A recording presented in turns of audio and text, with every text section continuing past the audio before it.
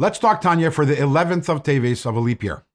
So we are in the middle of our discussion about klippa, the agenda of the animal soul, which is a klippa agenda, an unholy agenda. And we discussed two different levels in klippa. There's klippa sneiga, and then there's the three utterly impure klippas. We discussed klippa behaviors and klippa objects. And in chapter 8, Alter Rebbe is going to discuss a certain class of klippa, which in a way is worse than any other. In order to understand what Alter Rebbe is going to be telling us over here in chapter 8, we need to go back to our discussion about the agenda of the godly soul.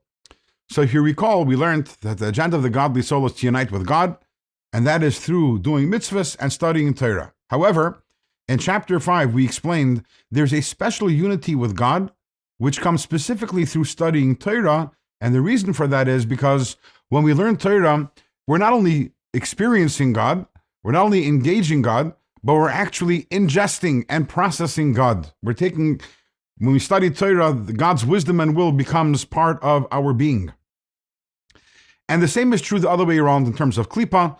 There is also, when we do a klippa action, so we are engaging klippa at that moment. We're experiencing klippa. But then there's a category of klippa which we're actually ingesting. Not only we're engaging it, we're experiencing it, we're ingesting it. And actually, the Alter Rebbe is going to give two examples. One is a physical klippa, and one is a spiritual one. Physical klippa is when we eat non-kosher foods.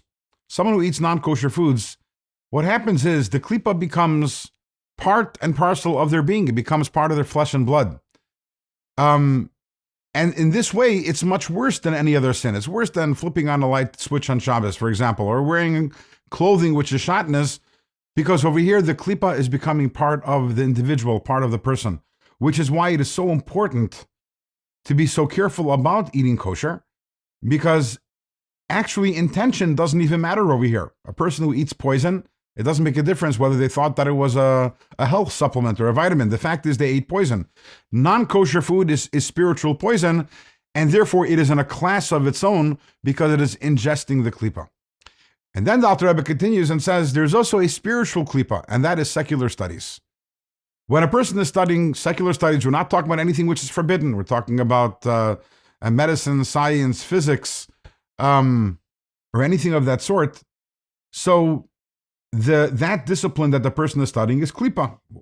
Again, klippa doesn't mean that it's bad. Klippa means that it's not transparent to its godly purpose. So when a person takes that in, that's spiritual ingestion. When a person studies it, you're taking it into your mind. Now, as long as the secular studies is not forbidden, so it is klippa sneiga, just like food, which is kosher food.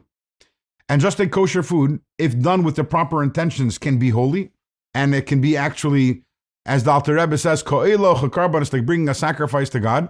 The same thing is secular studies also, secular wisdom. If it is studied with the proper intention, then there's nothing wrong with it if it's done with divine intention. What is a divine intention? So either a person can be studying some sort of wisdom in order to enhance their understanding of Torah. Let's say, for example, a person studies astronomy because they want to understand the halachas, the laws about the Kiddush HaChodesh, about sanctifying the new month. Or a person studying it in order because they want to enhance their appreciation for God and His creation. And that helps them in their service of God. Another option is a person who is studying some sort of secular topic, medicine, law, whatever it may be, in order to be able to make a living. And the purpose of being able to make a living is in order to serve God, to have money to be able to serve God. So that's all fine. Because again, klippa sneiga can be elevated with the proper intent. But what's important is that requires mindfulness. Just like when you're eating food, kosher food, in order to elevate it, you need to be mindful at the time that you're eating it in order to serve God. The same thing is also a person who's studying secular studies and is mindful of the divine intention, that also can be elevated. But if there isn't that mindfulness over there, then that person is ingesting klippa. And ingesting klippa is something which is very dangerous because, again, it's not only you're engaging it, you're actually making it part of who you are. And with this, we finished our discussion of the animal soul. Now we understand the substance of the animal soul, which is klippa. We know its structure and its garments and its agenda. It structures the 3 intellectual faculties, 7 emotional. Its garments are thought, speech, and action. Anything which is not Torah and mitzvahs. Its agenda is anything which is self-serving, anything which is not transparent to its divine purpose.